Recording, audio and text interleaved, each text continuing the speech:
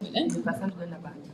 Della sì, ma certo, come dice l'italiano, ma certo, claro que sí. Formidable.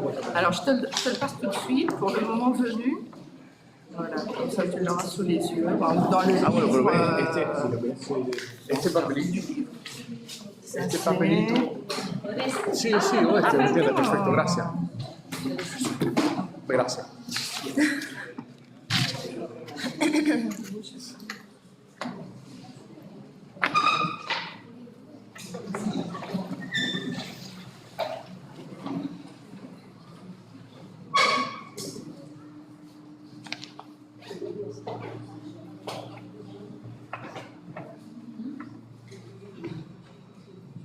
Sí, creo, sí, sí está funcionando.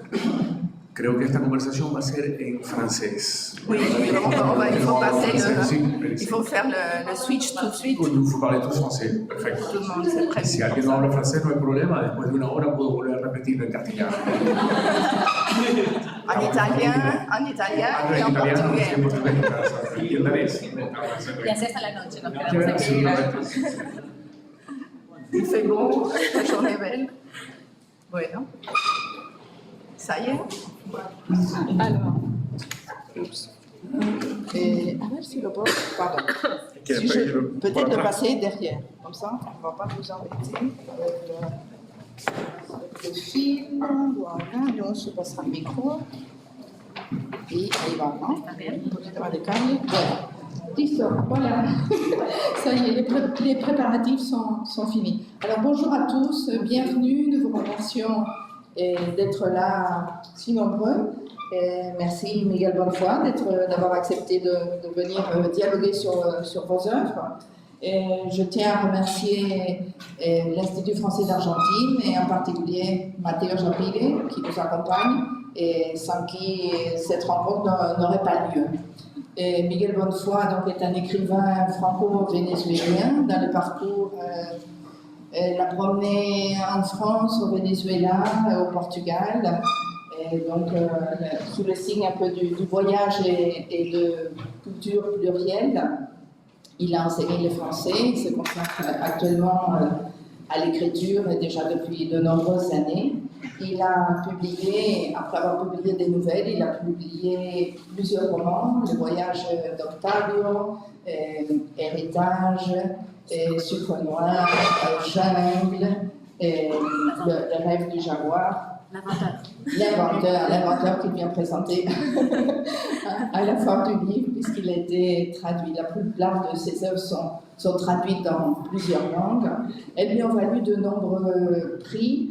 Et bon, l'année dernière, pour le rêve de jaguar, sa dernière œuvre, il a été récompensé par 2 prix prestigieux, que l'on désigne toujours comme prestigieux, qui est le Grand Prix du roman de l'Académie française et le prix féminin.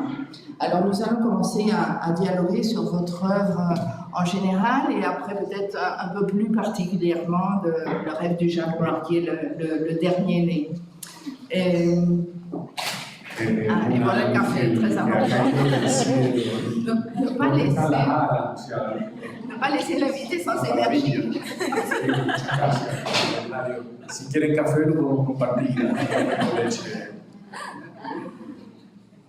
Alors, il arrive dans la presse qu'on parle de vous comme l'écrivain le plus latino-américain, l'écrivain français le plus latino-américain.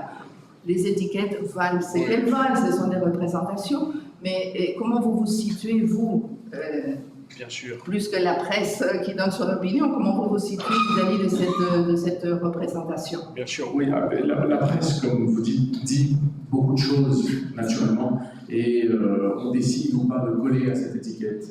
Mais on peut dire que je suis, comme tu dis, ils disent que je suis l'écrivain le plus latino-américain, mais pour une raison très simple, c'est qu'il n'y a presque pas d'écrivain latino-américain. Donc, par élimination, non, je suis le plus latino-américain, tout simplement. Et en plus, j'en tire une forme aussi de fierté, parce que je suis très fier d'être vénézuélien, comme lorsque je suis au Venezuela, eh bien, on considère que je suis le plus français des Vénézuéliens, et je suis très fier aussi d'être français, et je ne suis pas du tout en train d'opposer de langue, de culture, de tradition, de idiosynkrasie. je suis très fier d'être métis, en fait, d'être un métèque. C'est-à-dire, je suis très fier de pouvoir être au croisement de cultures qui semblent si différentes, si éloignées, avec 8000 km de distance, et pourtant qui se rejoignent dans des rêves communs. Et si tu te mets à réfléchir, j'étais à Bogota il y a 3 jours pour la Feria Internationale des Livres de Bogota. Et je suis allé voir une rencontre littéraire d'un immense écrivain que j'admire énormément. Et moi, je suis beaucoup plus fier des choses que j'ai lues que des choses que j'ai écrites. Et donc, je suis en effet allé voir William Urbina, qui a écrit El País de la Canela, qui a écrit América Nuestra, qui a écrit récemment sans doute un livre avec un des plus beaux titres qui existent dans le monde, une biographie de Alexander von Humboldt, qui s'appelle Pondré mi oído en la piedra hasta que hable. Qué lindo, ¿eh? La primera frase es algo así como Virgilio dice que las piedras hablan la lengua de los cíclopes. Una cosa así.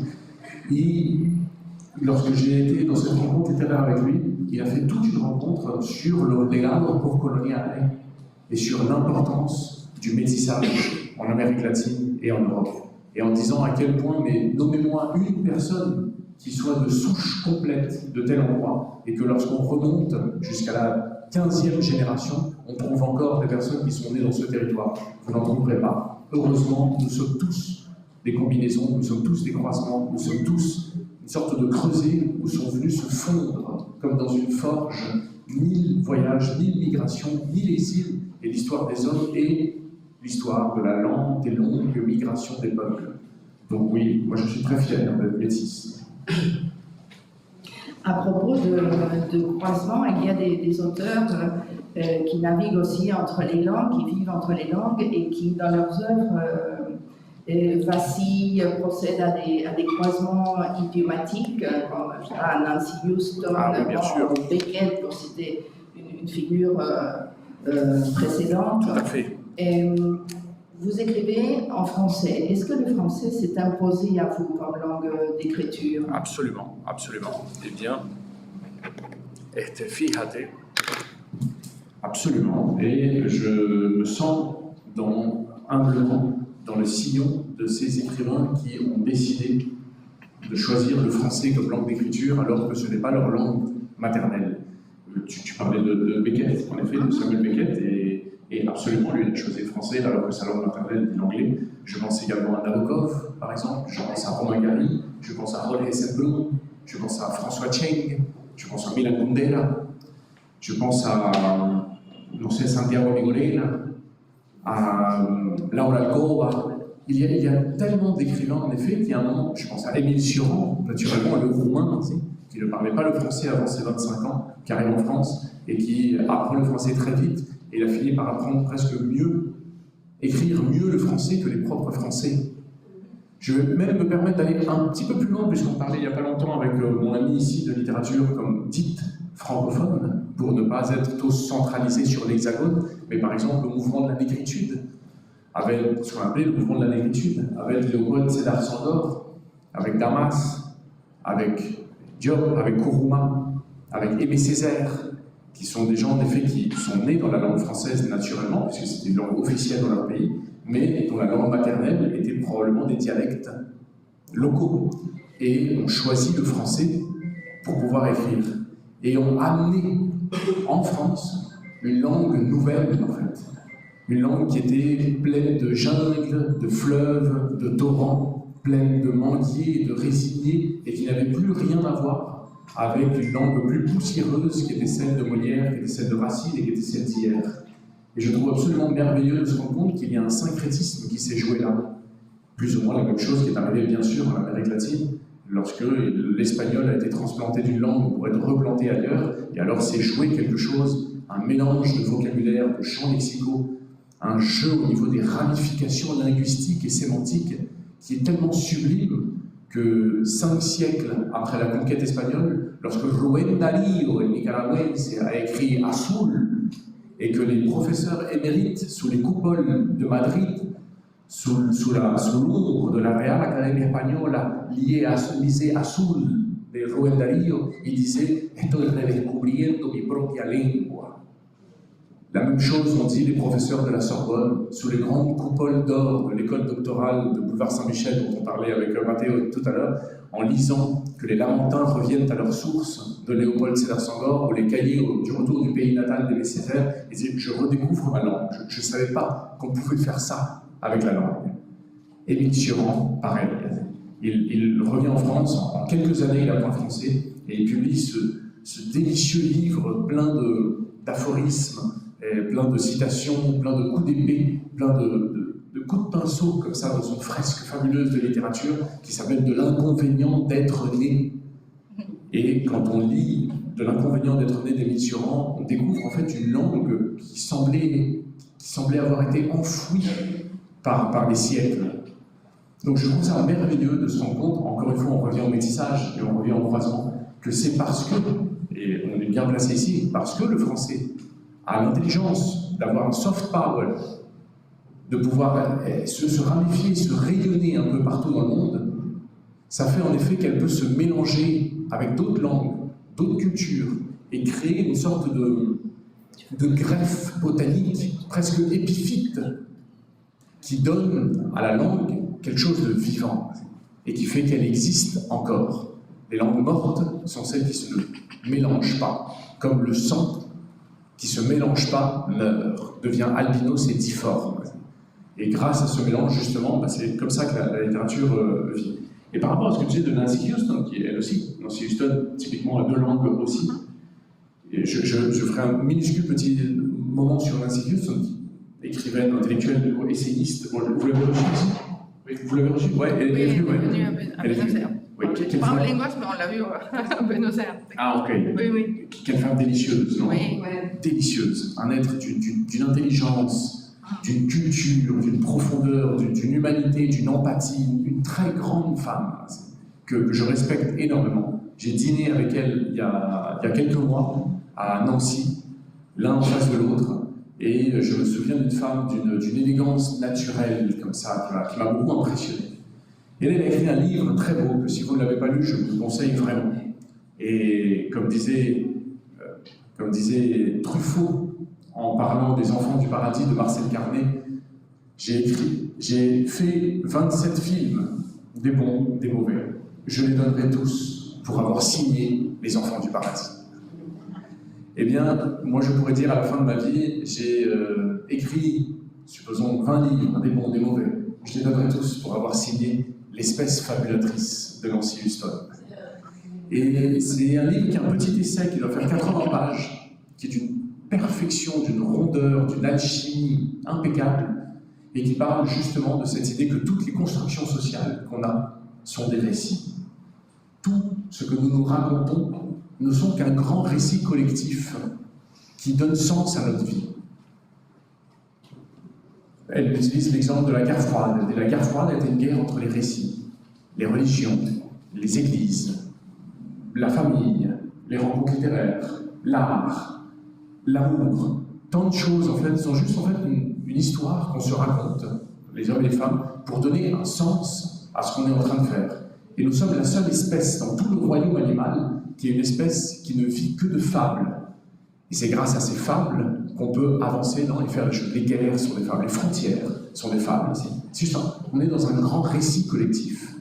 Et pour pouvoir changer le monde, le rôle et le devoir des artistes est celui de commencer à écrire une nouvelle fable, un nouveau récit collectif, qui puisse en effet changer toutes les idées, qui est ce que je crois, qui a commencé à se faire heureusement dans le nouveau millénaire, avec par exemple l'émancipation de la femme et le empoderamiento de la femme, qui a été une grande fable qui a commencé à se faire de nos mères depuis déjà 40-50 ans, une lutte petit à petit pour essayer de changer les mentalités. Et moi je suis d'une génération où mon père était déjà un homme déconstruit et qui a commencé à travailler pour moi pouvoir déconstruire. Et moi j'ai des filles qui à son tour vont être courageuses et vont entrer dans un monde nouveau pour créer un nouveau récit, une nouvelle fable.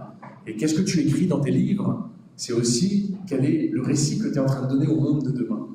Et par exemple, faire attention de moins sexualiser les personnages féminins dans ce genre de choses, et une manière aussi d'apporter une pierre dans un nouvel édifice qui est celui d'un monde meilleur demain. Donc, dans ce sens, Nancy Houston, on en parlait beaucoup par rapport à l'écologie, c'est absolument ça, c'est la même idée, c'est toute une fable autour. Et elle donnait cet exemple, quand on en parlait, elle me donnait un bel exemple, et je me tairai après, pardon, c'est tellement plus beau de parler de Nancy Houston que de moi, c'est quand même bien plus intéressant que moi. Elle donnait l'exemple, elle disait, en 1867 a été publié Le Voyage vers la Lune de Jules Verne. Au moment où ça a été publié, on a dit c'est inconcevable d'imaginer que l'homme puisse poser un pied sur la Lune. C'est uniquement du récit, de la fable, du mythe, de la légende. Enfin voilà, on est en train de parler d'un roman. Enfin. Quelques années plus tard, le cinéma est arrivé et Georges Méliès, son premier film, c'est Voyage vers la Lune, avec la célèbre image de cette Lune avec un œil, une bouche, un nez, etc., avec la fusée qui lui entre dans l'œil comme ça. Donc, je pense que tout le monde est là plus ou moins. Et là, pour la première fois, on dit « Ah, c'est drôle, grâce à Jules Verne, Méliès, en effet, a eu cette idée et l'a mis en image. » Et c'est une image qui, regardez, un siècle plus tard, tout le monde l'a de nouveau. En 1969, le premier homme met un pied sur la Lune, tu vois. Et tout ceci a commencé comment? Avec quelque chose qui était inconcevable. Eh bien, même spectacle aujourd'hui pour un monde de demain. Si tu ne le visualises pas, si tu ne le formules pas, si tu ne le mets pas en mots, tu ne peux pas le faire exister. Et donc, en effet, c'est le rôle des artistes de mettre en mots d'abord quelque chose qui semble impossible et inconcevable pour que ça devienne réalité demain. N'allez pas croire qu'il ne parle pas de son œuvre, il ne parle que de son œuvre en disant tout ce qu'il dit. Absolument. Justement, on revient vers vous. Vos récits plongent les lecteurs dans l'idiosyncrasie, l'âme, la géographie, l'histoire latino-américaine. Comment fondre cet ensemble dans la langue française? Comment on fait des vins, comme un maridaje, on pourrait dire? Ah, exactement, très, très joli, oui, absolument. Et comment viennent se fondre justement des territoires latino-américains dans une langue qui n'appartient pas en fait à ce territoire? Et c'est là où c'est hyper intéressant de voir, lorsque tu écris sur Venezuela par exemple, ou sur le Caribe, en français, en quelque sorte tu es en train d'essayer de à la fois fouiller le territoire pour trouver ses beautés, ses trésors et ces choses étonnantes qui te donnent de la littérature, et à la fois fouiller la langue française pour essayer de trouver des mots ou des formules qui puissent s'adapter absolument au territoire. Je vous donne un exemple. El cañaveral. Tout le monde sait ce que c'est, el cañaveral. En un seul mot, cañaveral, tu vois tout de suite.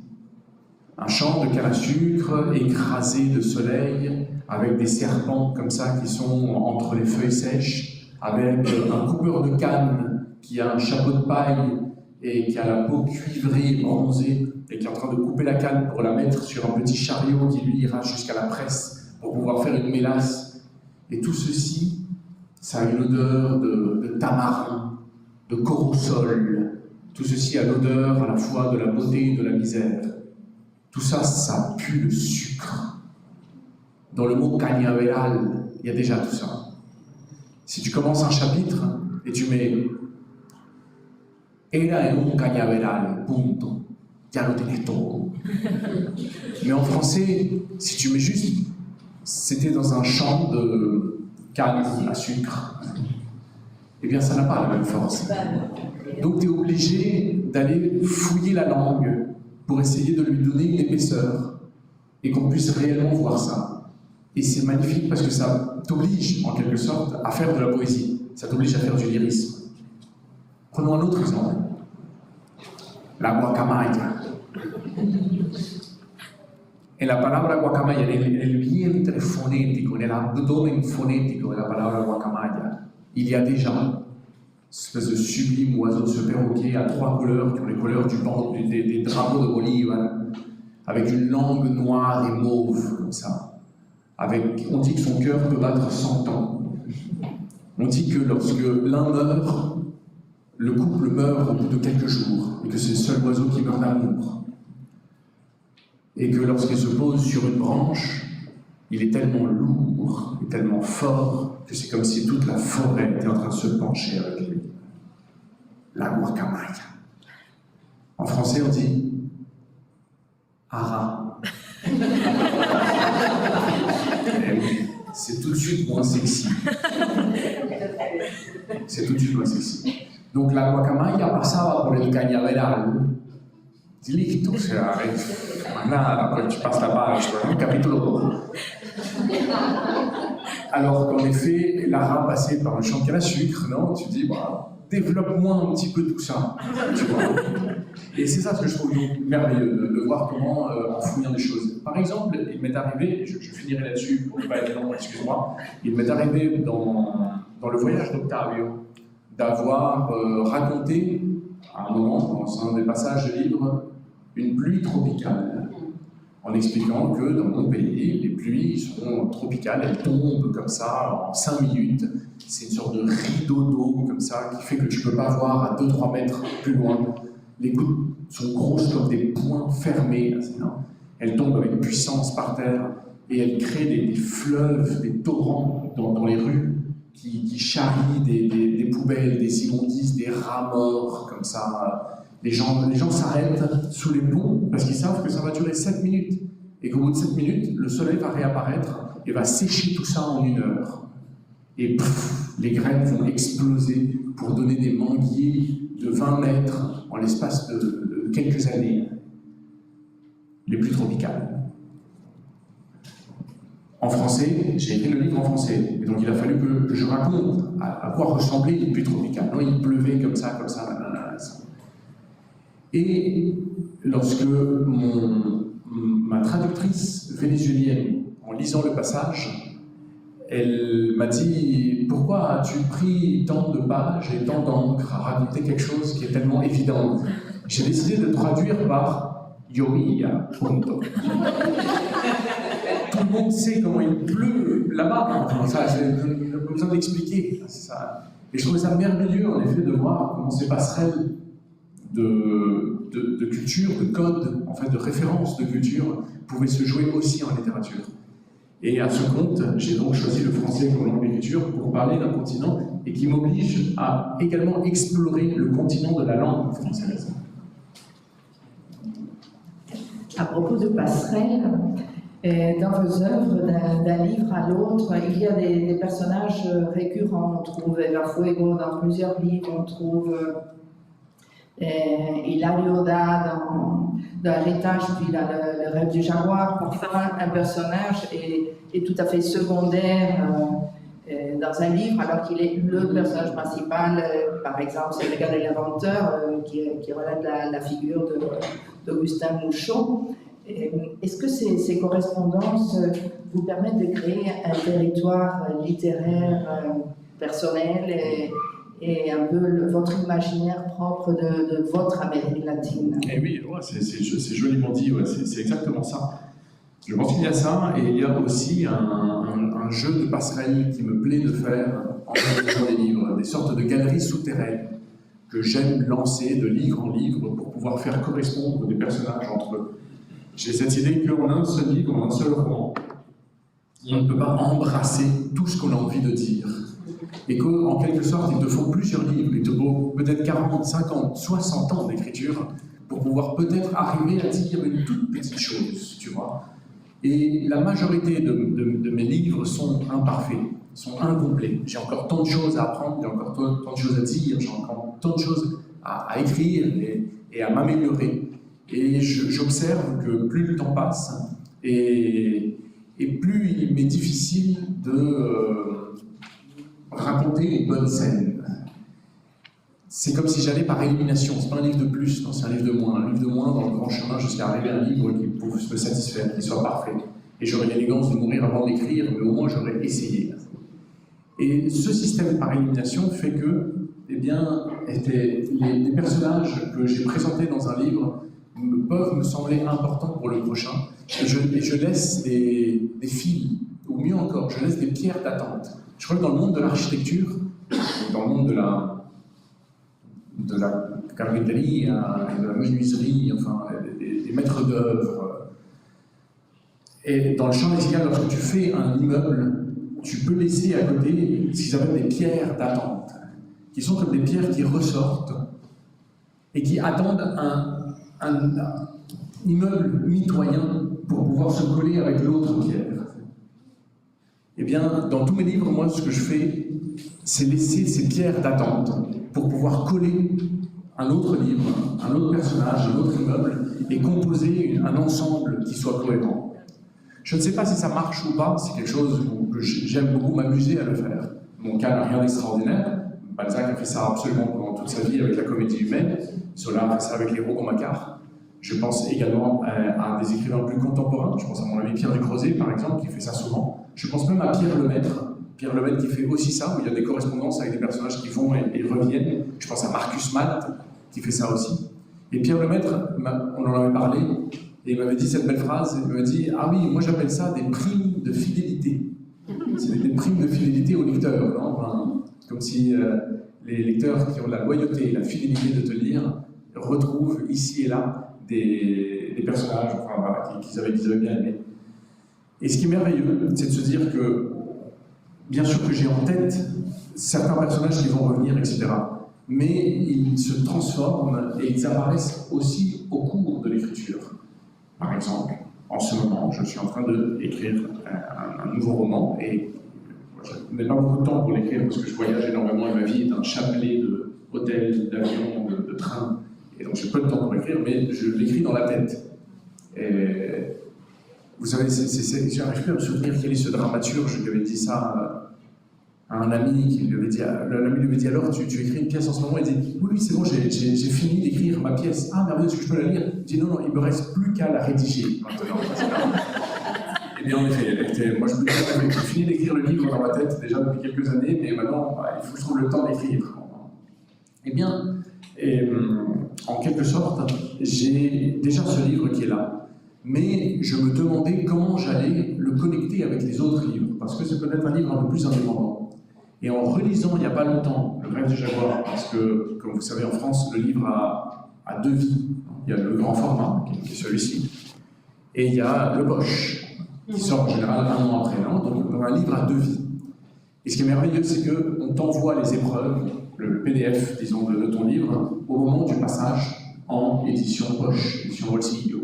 Et tu peux enlever des choses, tu peux rajouter des choses, c'est là où tu fais des améliorations, c'est là où il y a des erreurs, par exemple, c'est un livre qui a quelques erreurs structurelles, tu vois, et donc c'est là où tu peux les changer. Je sais pas, je pense par exemple à un personnage qui va dans les années 30 aller d'un endroit à un autre dans la ville en passant par le pont Alejandro Magno.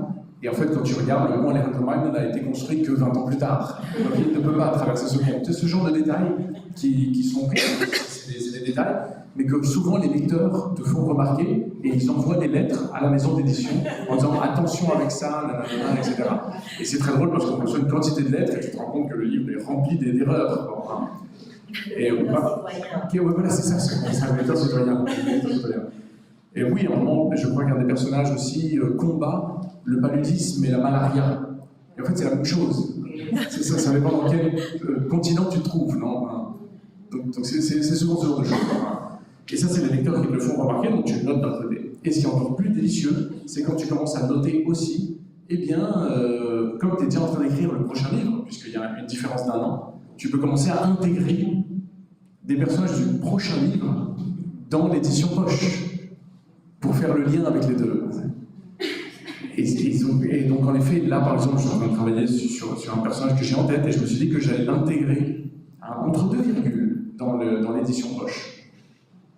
Et je ne sais pas si jusqu'où je peux continuer un petit peu. Parce qu'en tant que lecteur, et moi et un groupe d'élèves que j'ai avec lesquels je travaille au livre, maintenant, on sent qu'il y a une complicité. Alors, ce personnage qui apparaît ici et maintenant apparaît ici, je me sens important, mes étudiants se sentent important de savoir que, tiens, il l'a déjà dit, il a dit ceci aussi, alors ça fait partie d'une sorte de famille, disons, qu'on retrouve dans le livre. Alors, les passerelles, pour nous, c'est fantastique. Ah, c'est vrai?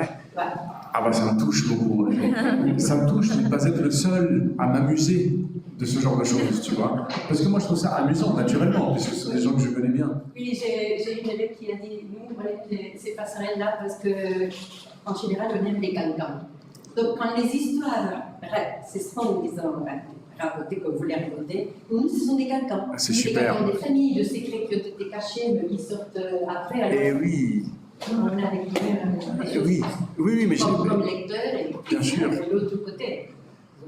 Mais c'est merveilleux parce que moi je les découvre en même temps que vous.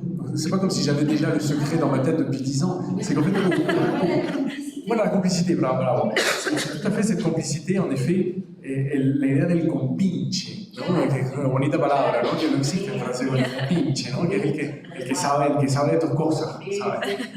Y en effet, el compinche borracho, ¿no? ¿Sabes? Que es el mejor amigo, digamos. Et effectivement, on le travaille ensemble. Et je trouve ça délicieux de voir que pour certaines personnes qui me sont très proches dans ma vie, etc., qui sont des compinches là-dedans, j'en parle parfois avec eux qui connaissent bien mon travail et qui me disent « Ah, mais mira, et si en effet on prend le personnage de Eva Fuego et on la met là, est-ce que ça pourrait caler dans les dates et toutes ces choses ?» Et on a une frise chronologique dans la maison d'édition Rivage à Paris, une frise chronologique avec tous les livres et avec tous les personnages, et on voit en effet si est-ce que ça cale ou pas dans les dates, tu vois. Et donc c'est assez beau parce que non seulement ça doit caler dans les dates, mais surtout il faut voir à quoi ressemble le personnage lorsque tu le fais apparaître. Parce que si tu imagines, je prends l'exemple du personnage de Eva Fuego, jeune fille, etc., nanana, mais quand tu te mets à écrire un nouveau livre et que tu veux la faire apparaître, tu regardes les dates et tu te rends compte qu'Eva Fuego, par exemple, à ce moment-là, est déjà une dame. Donc il faut que tu la décrives comme une... C'est vrai? Ah, c'est vrai? Merci. Oui. Ah, mira qué divertido. Qué bonito lo de los amigos invisibles, ¿no? De los lectores, así, ¿no?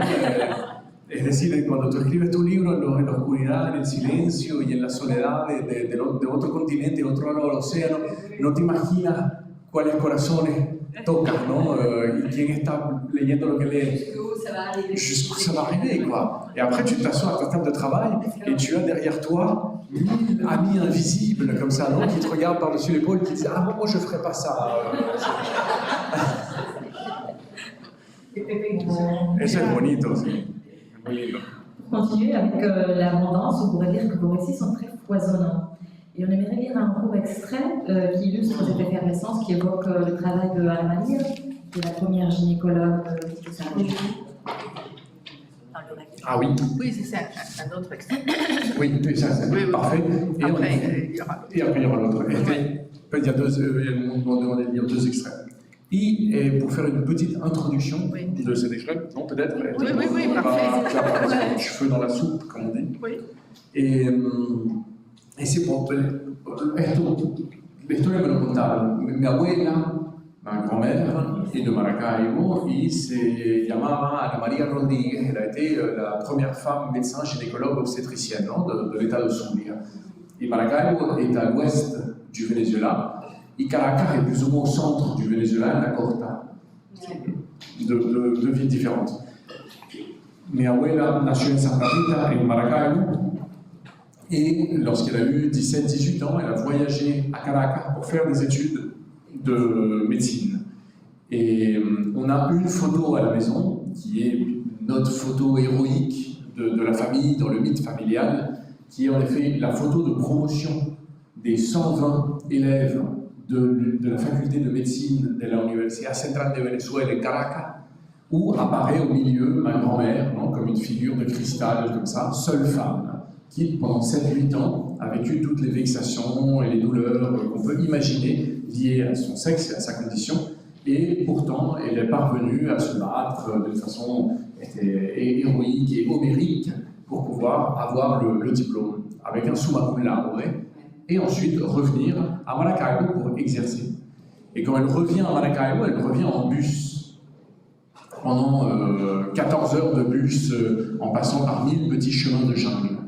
Et 1 heure, 2 heures avant d'arriver à Maracaibo, tu vois, ça c'est l'histoire qu'on m'a racontée. Encore une fois, on revient à cette idée des mythes familiaux, de la fable familiale de Nancy Houston, qu'on se raconte pour pouvoir façonner la famille, pour pouvoir donner un mot d'ordre de la famille, non, comme un écusson, comme les citations des armes des familles, non, qui disent persévérance et gloire. Et donc toute la famille ensuite, toutes les générations sont sous le signe de la persévérance et la gloire. Non. Les autres, ça va être fidélité et je sais pas quoi. Non. Et toutes les familles ont leur mot d'ordre en quelque sorte, non, et qui se transmettent de génération en génération, des bonnes choses, des mauvaises.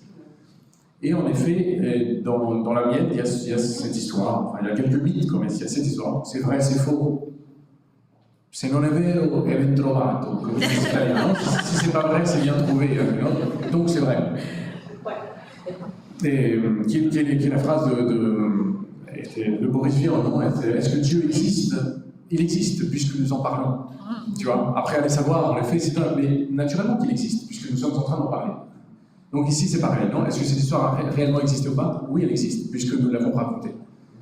Et en effet, alors qu'il est en train de revenir dans son bus, 1 heure, 2 heures avant d'arriver à Maracaibo, le bus est arrêté par des militaires qui rentrent dans le bus et qui disent à tout le monde « Hay una María Rodríguez aquí en el auto ». Et c'est si, soy yo. Ah, bueno, venga conmigo, por favor, señorita. ¿Por qué? ¿Qué pasa? Venga conmigo, acompáñeme. Entonces la sacan del bus y la llevan a una especie de carro muy elegante, un Cadillac, le abren la puerta, la meten adentro, ella se sienta, et là il y a un monsieur très bien habillé, en 3 pièces cirées, comme ça. Elle lui dit, ¿qué es lo que está pasando? ¿Está todo bien? Y le dice, eh bien, lo que está pasando, c'est que la première femme médecin gynécologue obstétricienne de l'État de Zulia ne peut pas entrer à Maracaibo dans un vulgaire bus. Cette voiture a été envoyée par le gouverneur vous attend sur la place principale, il vous remettre les clés de la ville. Et en effet, ma grand-mère est arrivée, la grande fête, la chose, le gouverneur, la presse locale, toutes ces choses, et la presse a fait immédiatement, mais au bout du premier jour, dans les 24 heures, quantité d'articles sur la primera mujer médico de Venezuela. Si no hablar de Venezuela, o sea, que Estados Unidos, pero era como que la de Venezuela, ¿sabes? Y poco a poco de América Latina, y prácticamente del mundo. Esa cosa de los caribeños de... Al día siguiente, quand ma grand-mère s'est réveillée le matin, on raconte encore une fois qu'en ouvrant les fenêtres, elle a vu qu'il y avait une file de femmes. Une file de femmes devant elle qui portaient toutes sortes de choses et qui étaient là parce qu'elles avaient appris dans les articles de presse que la première femme médecin était arrivée, des femmes qui n'avaient jamais vu un médecin dans leur vie en fait, et qui disaient ben, moi je veux bien être auscultée par une femme pour la première fois dans l'histoire du pays. Anna Maria passa donc la journée entière à ausculter cette interminable cohorte, notant sur une petite feuille de papier cartonné les jours d'ovulation, selon le devoir de son serment. Mais la procession ne faiblissait pas. Elle continuait même à se remplir. Car derrière, dans la file de femmes, derrière les jeunes filles, venaient toujours d'autres couturières, repasseuses, cuisinières, marmonnant des prières, des dizaines de femmes défaillantes de santé, assoiffées par l'attente, la peau couverte de croûte et la rétine des yeux brûlés par le soleil. On lui apporta des nappes dans des caisses, des horoscopes et des grappes de bananes plantains, des colibris aux ailes dorées enfermés dans des cages, des cierges en forme d'angelot et des bocaux en verre où l'on avait conservé des œufs. Telle fut la description qu'en fut Anna Maria Rodríguez, elle-même, bien plus tard, quand elle revisiterait le souvenir de son retour à Maracaibo. Quelque chose que je trouve très joli, c'est de me rendre compte de la multiplicité des lectures. Et de me rendre compte que je trouve ça très beau en fait que vous ayez extrait des passages qui visiblement vous plaisent et qui pour moi sont des passages qui sont ce qu'on appelle des passages béquilles. C'est-à-dire qu'entre 2 scènes importantes sur lesquelles j'ai mis beaucoup d'efforts, tu es obligé de faire des scènes de transition, des scènes de jointure, quoi. Enfin, tu vois, comme si tu mets un peu de la colle pour pouvoir coller 2 grandes scènes. Ces petites scènes collent. Et donc, c'est des scènes qui ont, à mes yeux, moins de force. Et c'est très beau de se rendre compte que c'est cette scène que vous avez prise, non? Alors que moi, j'aurais pris celle qui était avant ou celle qui était après, non? Et je trouve ça très beau de se rendre compte qu'on ne sait jamais qui on touche, avec quoi on touche. Un peu comme dans l'amour. Quand on rencontre quelqu'un, pardon.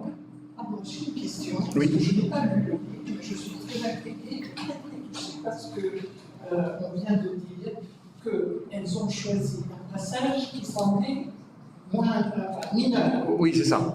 Alors évidemment, la curiosité majeure, c'est de savoir un homme ou 2 femmes.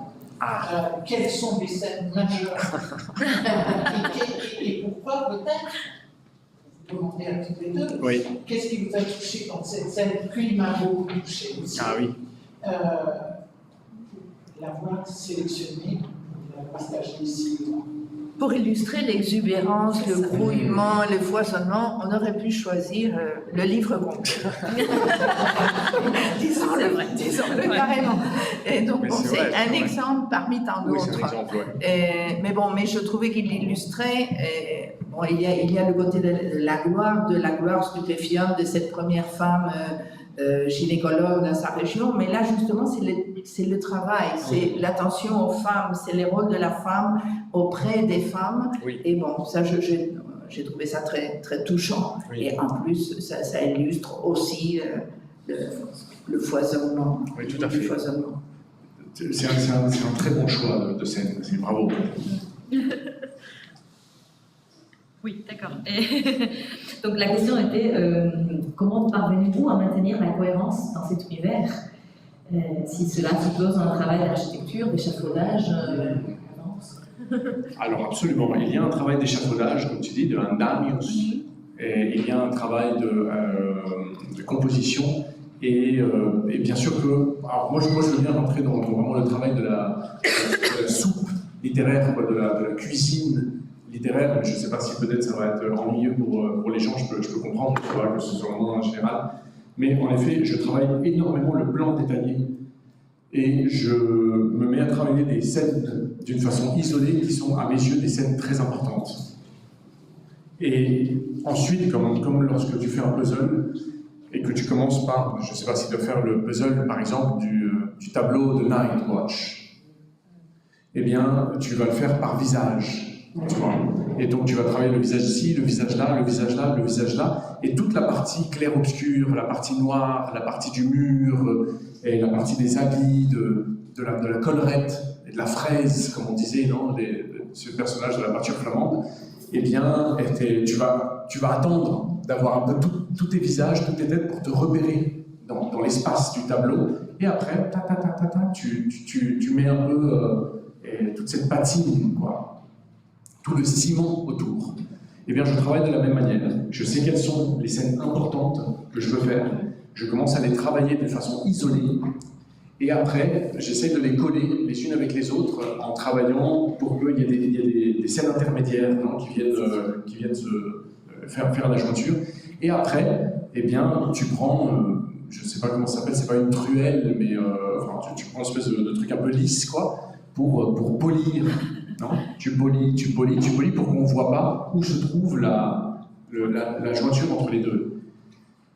Dans Qu'est-ce la littérature de Jean-Paul Sartre, il a une très belle image qui peut-être vous parlera aussi, où il dit que le lecteur est face à un livre comme une personne est en train de regarder le soleil, et que le texte est une vitre qui passe entre les deux.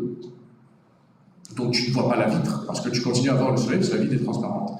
Mais lorsqu'il y a une éraflure, lorsqu'il y a une salissure, lorsqu'il y a une tache dans la vitre, non seulement tu vois la tache, mais tu vois que depuis tout à l'heure, il y a une vitre qui est en train de passer. Et tu te dis, d'accord, c'est vrai, c'est juste un texte, il y a juste en fait une composition derrière, et il y a juste quelqu'un qui est assis à une table, en train de faire sa petite tambouille, quoi. Le travail de l'écrivain est celui de nettoyer le plus possible cette vitre pour qu'à aucun moment on y voit la tache, et à aucun moment on ne voit l'artifice, en quelque sorte. Et c'est là sur lequel moi je mets beaucoup de zèle et beaucoup d'attention. C'est pour polir tout ça, il faut que tu trouves toujours le même rythme, c'est le même ton, c'est la même musique. Justement, j'étais à cette conférence de William Olding, qui était sublimissime sur le métissage des peuples, sur la littérature en général, et naturellement, comme dans absolument toutes les rencontres littéraires, toutes les charlas, toutes les tertulias d'Amérique latine, à un moment ou à un autre, on parle, surtout en Colombie, de la grande gloire et du génie national qui est García Márquez, Cent ans de solitude. Non? Et à un moment ou à l'autre, on lui pose la question sur Cent ans de solitude, on dit aussi, parce que lui, il a réussi justement à mettre beaucoup des différents héritages, des différentes nationalités, des différentes traditions dans ce même livre. Tu vois, il y a un côté indigène, il y a un côté afro, il y a un côté espagnol, il y a un côté tout. Enfin, la tresse latino-américaine se trouve dans ce livre. Parce qu'on voulait lui poser la question sur le métissage. Et William Urbina répond oui, bien sûr qu'il y a ça. Mais surtout, ce qu'il y a dans ce livre, c'est que c'est une nouvelle musique, en fait. C'est une musique. C'est une musique qui est envoûtante, en fait, qui est hypnotisante, qui est ensorcelante, qui est magnétique, qui fait que lorsque tu le lis, même si tu es d'accord ou pas d'accord avec ce qu'il est en train de raconter, tu continues à le lire parce que tu es envoûté, en fait. C'est comme un spell, non? Un hechizo, un sort. C'est comme un sort. Blick. En d'accord. Je sais que ma femme est danoise, donc elle me jette souvent des sorts. Et en effet, à partir de là, tu te dis, si tu arrives à trouver cette langue, non, cette musique, cette note, eh bien, tu peux continuer à raconter ce que tu veux, à faire toutes les compositions possibles, et ton plan détaillé n'a plus tellement d'importance si tu as maintenu cette mélodie, cette symphonie. Et si tu fais une fausse note, alors tu sors le lecteur de cette bulle onirique où tu l'avais mis, non, de ce rêve où tu l'avais plongé. Et tu dis, ah, une fausse note. Ah, comme lorsque tu es dans un concert. Non, tu es porté par un truc et tout à coup, il y a un problème, tu dis, qu'est-ce qui, non, ah, c'est vrai, je suis dans un concert, il y a des instruments, il y a des musiciens, des intermittents du spectacle, dans une salle, il y a des micros, enfin. Et tu oublies ça. Comme lorsque tu es en train de voir un film, pendant 2 heures, tu regardes le film, il se tourne autour, et enfin, l'homme dit à la femme, t'es âme, tu sais, enfin, il lui dit après 2 heures, quoi. Et là, tu as la perche du son, tu vois. Et tu te dis, ah oui, mais en fait, il y a 47 personnes autour, avec des parapluies de lumière, avec des caméras, tu vois. Et tu sors en fait de ce rêve, quoi. Ils sont plus tous les deux, et il n'est plus en train de murmurer tes âmes à l'oreille, tu vois. Eh bien, pareil ici. Et tu ne sais pas le travail que j'ai fait pour essayer de maintenir cette musique. Et il y a des astuces, hein, il y a des ruses pour ça. On voudrait parler un peu plus en particulier de Le Rêve du Jaguar. Et je pense qu'on pourrait justement commencer par la porte d'entrée dans votre musique, justement, à travers la première phrase. C'est un incipit, bon, il y en a des célèbres, mais celui-ci, j'espère qu'il deviendra célèbre. Au 3e jour de sa vie, Antonio Borjas Romero fut abandonné sur les marches d'une église, dans une rue qui aujourd'hui porte son nom. J'ai beaucoup ressenti l'idée du plaisir, justement.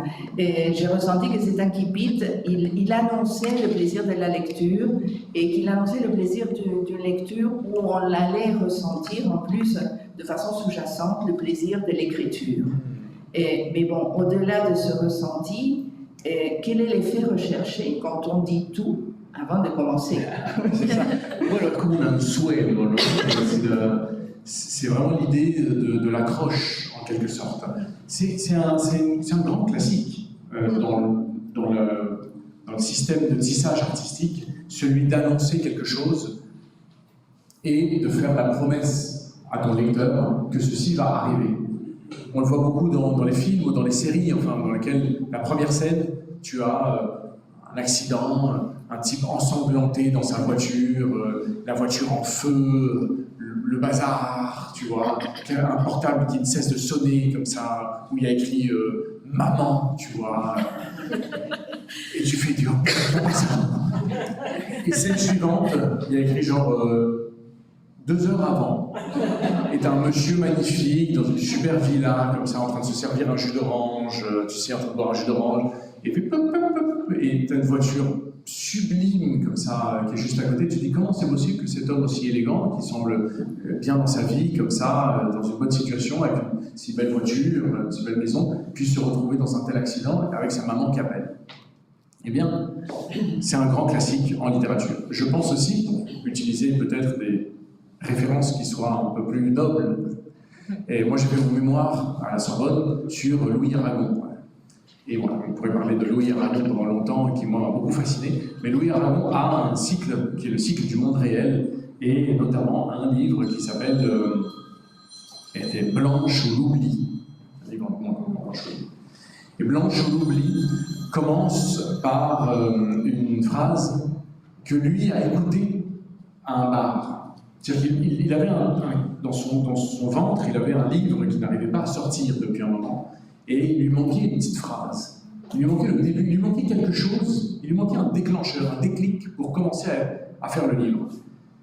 Et il est à un café, comme ça seul, et il entend dans la table à côté, ça c'est ce qu'il raconte dans la préface, quelqu'un qui dit à quelqu'un d'autre, tu sais, le petit Grégory, cela fit rire tout le monde lorsque le petit Grégory a appelé monsieur le pompier papa. Il écoute ça. Alors lui, il ne connaît ni Grégory, ni personne, enfin, mais il écoute ça et il dit « Ah, quelle phrase étonnante en fait !» C'est-à-dire, à l'intérieur de cette phrase, il y a déjà un mouvement, il y a déjà quelque chose. C'est-à-dire, tiens, cela fit rire tout le monde. Donc il y a plusieurs genres dans la salle, non, il y a une sorte de rire, il y a une pulsation.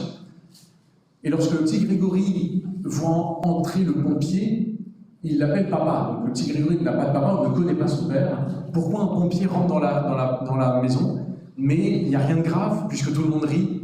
Enfin, dans cette phrase, il y a plein de choses, tu vois, qui se passent. Et il se dit, à partir de là, je développe quelque chose. Et c'est la première phrase du livre Blanche ou Lui, qui fait ensuite 400 pages, magnifiques, beaucoup sur le monde communiste, en fait, avec les cloches de Bâle.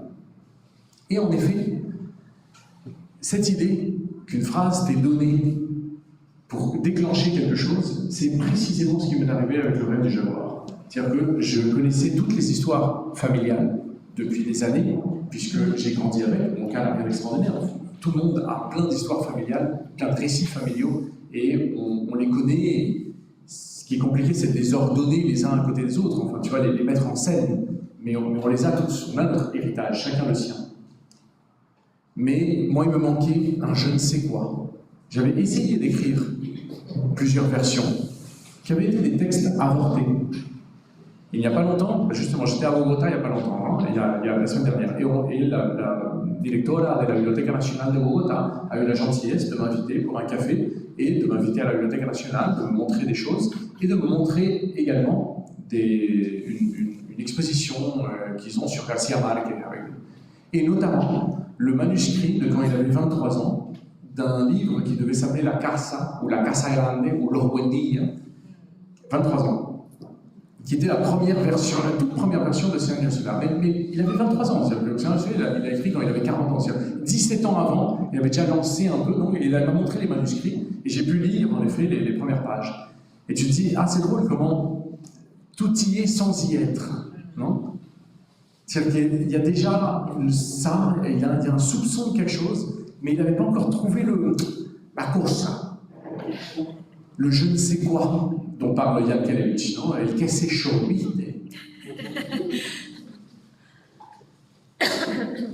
Et alors, la première phrase est famosa, naturalmente, c'est une prolepse. Il annonce quelque chose à venir. No muchos años más tarde, frente al pelotón de fusilamiento, el coronel Aurelio Buendía viene a recordar aquella tarde del hielo. Parece un bolero, tanto que se la sabe. Y efectivamente, moi je me suis inspiré naturellement de la prolepse aussi. Et la première phrase, et merci de la dire, la première phrase de mon livre, qui dit quelque chose du genre au 3e jour de sa vie, virgule, Antonio Borja Romero fut déposé sur les marches d'une église dans une rue qui aujourd'hui porte son nom. C'est une phrase qui m'est venue dans un rêve. J'ai rêvé de cette phrase. C'est encore une fois parce que ça faisait tellement longtemps que j'avais ces histoires en tête que peut-être d'une façon inconsciente, à un moment, il y a eu cette espèce de cadeau. Et Borges parle souvent de los regalos de la noche, los dones de la noche, les cadeaux de la nuit, c'est les dons de la nuit. Dans le rêve, tu peux tout à coup recevoir des choses que la conscience t'empêche, te les éloigne. Mais l'inconscient ouvre des chemins qui font que tout à coup, tu es habité par des choses. Et en effet, j'ai rêvé de cette phrase, je me suis réveillé le matin et à la hâte, je l'ai écrit comme ça, non, comme on essaie d'écrire un rêve pour ne pas l'oublier, non, parce qu'ils sont fugitifs et foulasses. Alors j'ai noté rapidement. Et c'est cette phrase qui a déclenché une caravane de souvenirs, comme ça, non, une sorte de long sillon de fantômes, de plein de souvenirs, de mémoires, d'héritages, d'anecdotes, qui petit à petit se sont ordonnés. Mais je te dis, j'ai essayé d'écrire ce livre pendant peut-être 20 ans, avec plein de nouvelles, et qui étaient mauvaises, celui-ci est mauvais aussi, tu me diras, mais qui n'avait pas encore abouti, n'avait pas encore cristallisé toute la chose. Paul Valéry a une belle phrase là-dessus, je ne résiste pas à la tentation de vous la dire, il dit quelque chose du genre « Les dieux vous donnent gracieusement, pour rien, un premier vers. Mais c'est à vous de façonner le second, qui doit consonner avec l'autre et ne pas être indigne de son aîné surnaturel. Ne pas être indigne de son aîné surnaturel. » Quelle belle phrase, non? En effet, eh bien, il y a eu ce cadeau de cette première phrase, et après, il y a eu 300 pages derrière. Moi, je trouve qu'il y a 300 pages de trop dans le livre. Il y a la première et la dernière, parce que c'est la même. Du coup, je l'ai entouré, si tu veux. Oui, un cadre.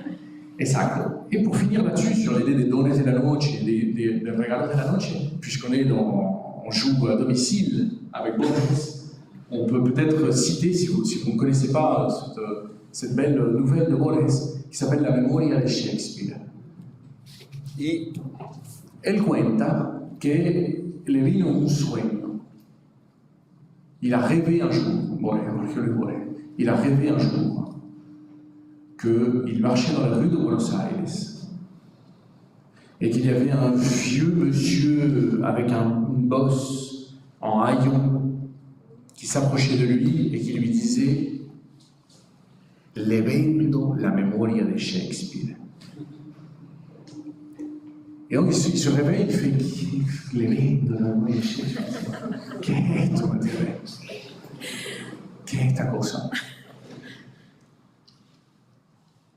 Et il écrit cette nouvelle où il raconte l'histoire d'un homme assis à la table d'un café qui tout à coup est seul en train de boire son café, et tout à coup il voit arriver un autre homme qui s'assoit devant lui et qui lui dit disculpe señor, le regalo la memoria de Shakespeare, la puede por favor recibir. Dice, ¿qué me está hablando? La memoria de Shakespeare ha saltado de los 3 siglos y ha llegado hasta mí. Estoy obsesionado por la memoria, tengo todos los recuerdos de Shakespeare, no sé qué hacer con esto, tengo que dárselo a alguien. Por favor, ¿la pudiese usted recibir? Dice, queriendo se débarrasser, ¿no?, de este señor. Sí, está bien, dame la memoria de Shakespeare, se déjame tranquilo. Y dice, bueno, usted tiene que decir, acepto la memoria de Shakespeare. Acepto la memoria de Shakespeare. Muchas gracias, le dice otro. Gracias. Le pago el café, te lo invito.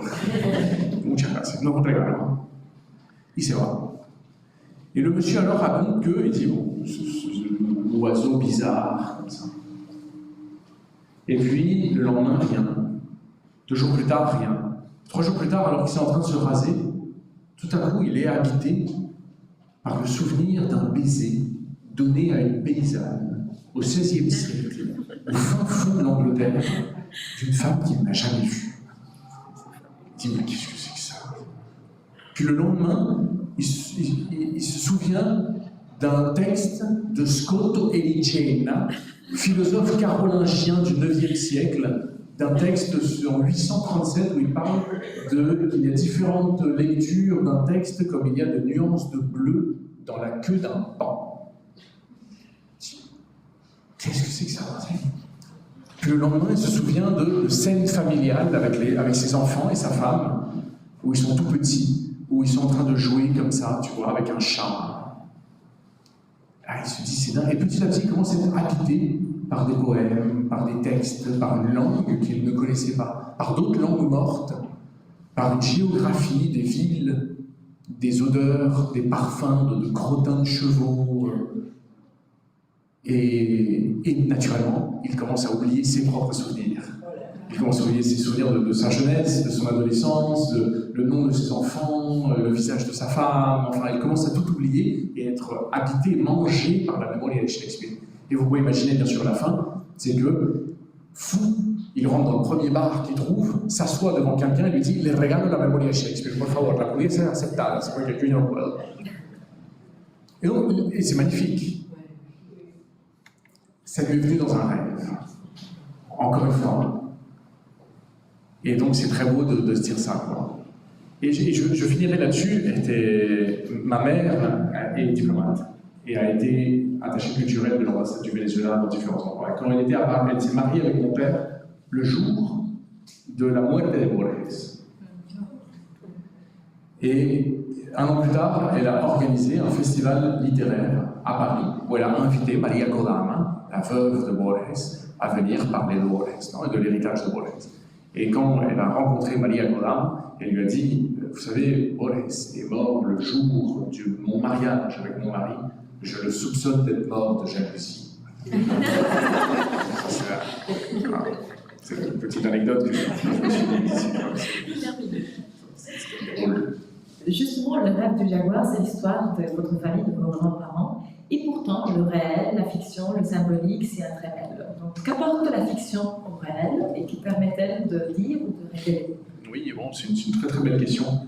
Eh bien, en effet, on en parlait hier avec Matteo et avec d'autres sur le pouvoir secret et la supériorité écrasante parfois de la fiction sur le réel pour pouvoir dire mieux le réel. Et naturellement qu'on peut se référer à, par exemple, Gide ou Colette qui en ont parlé, qui est le célèbre mentir vrai. C'est-à-dire que parfois un mensonge peut mieux dire la vérité que la vérité elle-même. Par exemple, il y a un livre que vous connaissez peut-être, qui s'appelle Vipère au point, de Hervé Bazin. Et il raconte l'histoire de lui enfant et de sa mère, qui était une femme difficile, une femme compliquée, une femme tyrannique. Et donc c'est un livre sur, il y a beaucoup de livres sur l'amour d'une mère, la passion d'une mère, l'admiration d'une mère, comme le livre de ma mère d'Albert Cohen, que moi je ne peux relire sans avoir la gorge serrée, bien sûr La promesse de l'aube de Romain Gary, et tant d'autres, qui sont vraiment des livres, des grands hommages, tu vois, à la mère. Et à côté, il y a ce livre d'Hervé Bazin, Vipère au point, qui montre aussi cette autre facette, qui peut être une mère difficile, une mère compliquée, une mère qui ne t'aime pas. Comme par exemple était la mère de Balzac, qui n'aimait pas Balzac. Et donc Balzac, toute sa vie, a cherché dans toutes les femmes qu'il a eues, cette mère qu'il n'avait pas aimée. Et en effet, Hervé Bazin raconte une scène où tout à coup il est enfant et il est dans un jardin et il voit un petit serpent, une vipère en fait, qui est là. Prend peur de la vipère, parce qu'il a peur du serpent, bibliquement peur du serpent. Et tout à coup la mère qui apparaît et prend le serpent et commence à serrer le serpent dans son poing. Et au début, il se dit « Ah, ma mère m'a protégé du serpent », mais elle continue à le serrer, à le serrer, à le serrer, à le serrer jusqu'à l'étouffer. Et l'enfant, au bout d'un moment, commence à voir juste la vipère qui meurt, tu vois, dans le poing de la mère, et se retourne de la situation où il commence à avoir de la pitié pour la vipère, et il commence à trouver que le poing est horrible, et est en train de serrer cette vipère comme il serre sa propre enfance. Cette scène, du point de la vipère, n'a jamais existé, n'a jamais eu lieu. C'est de la fiction pure, c'est de l'allégorie, c'est de la métaphore, pour pouvoir mieux expliquer la dureté de sa mère. Et quand il a publié le livre, un oncle d'Hervé Bazin, lisant le livre, lit la scène et dit « Ah oui, je m'en souviens, j'étais là, et c'était vraiment horrible, on a tous eu très peur. » Et non, vous n'étiez pas là, car cette scène n'a jamais existé. Et pourtant, elle continue d'exister sans cesse dans le cœur de tout le monde, avec une réalité puissante, parce qu'elle est allégorique. Non, parce qu'en une seule molécule fondamentale, elle est parvenue à cristalliser, à incarner toute la dureté, la beauté, la violence, et tout dans une même scène. Et c'est dans ce sens que la fiction est extraordinaire. Je pense à un autre exemple, pardon d'être mais tu sais combien j'aime parler des livres des autres, plutôt que du mien. Je trouve souvent que les autres livres sont bien meilleurs que les miens. J'ai lu un livre que si vous ne l'avez pas lu, je vous l'invite à lire, il s'appelle « Parlons travail » de Philippe Roth. En anglais, c'est « Top ». Hein? C'est le peintre, non, Philippe, R-O-T-H, Philippe Roth, comme le... Ah, tu as raison. Là, je pense plus à l'écrivain, à l'essayiste. Et Philippe Roth écrit un livre qui s'appelle Shop Talk, parlons boutique, parlons travail. Et donc c'est Philippe Roth qui part pour interviewer différents écrivains. Donc il interviewe Milan Kundera, il interviewe Primo Levi et il interviewe également Aaron Aberfeld.